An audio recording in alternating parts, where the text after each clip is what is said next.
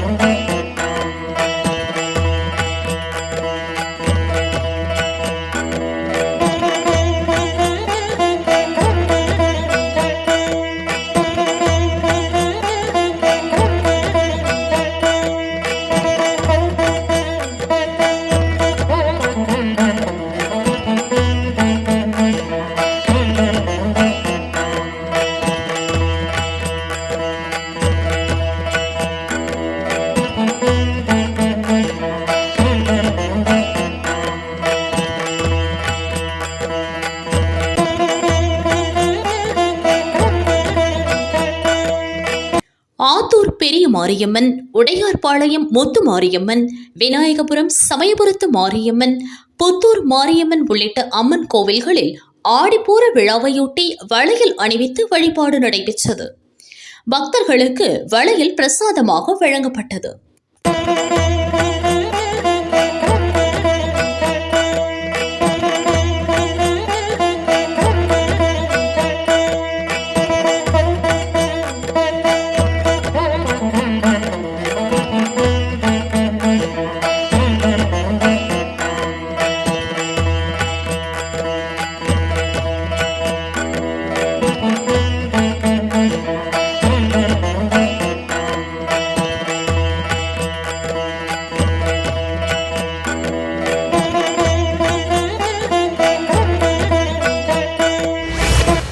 தமிழ்நாடு பிராமணர் சங்கம் சார்பில் தஞ்சாவூரில் சிறப்பு விளக்கு பூஜை நடைபெற்றது.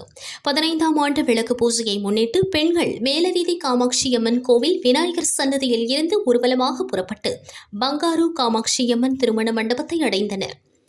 மண்டபத்தில் கோபூஜை நடத்தப்பட்டது.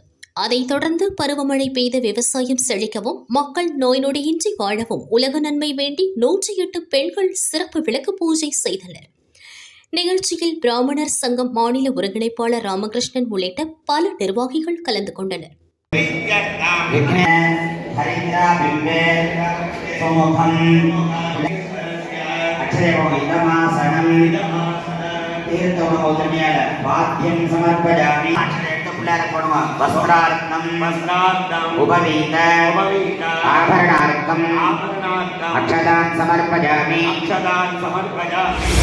மேட்டுப்பாளையம் தேக்கம்பட்டி வனபத்திர காளியம்மன் கோயில் ஆடி குண்டம் திருவிழா ஜூலை 22ஆம் தேதி பூச்சாட்டுதல் உற்சவத்துடன் தொடங்கியது.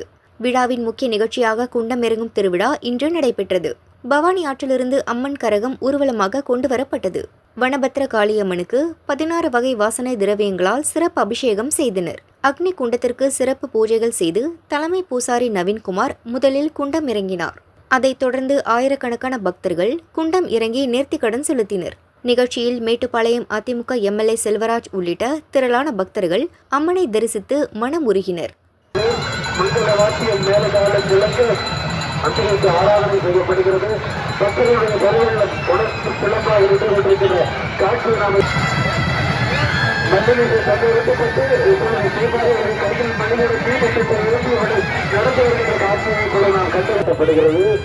பராசக்தியினுடைய இந்த இப்பொழுது மலர்கோவில் ஆகிவிட்டது.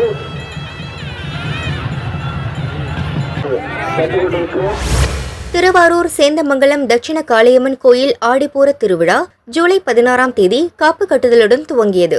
விழாவின் முக்கிய நிகழ்வான பால்குடம் இன்று நடைபெற்றது. பரம்பரை நிர்வாக அறங்காவலர் குழுவினர் பால்குடத்தை யானை மீது வைத்து மேலதாளம் இசைக்க ஊர்வலமாக கொண்டு சென்றனர்.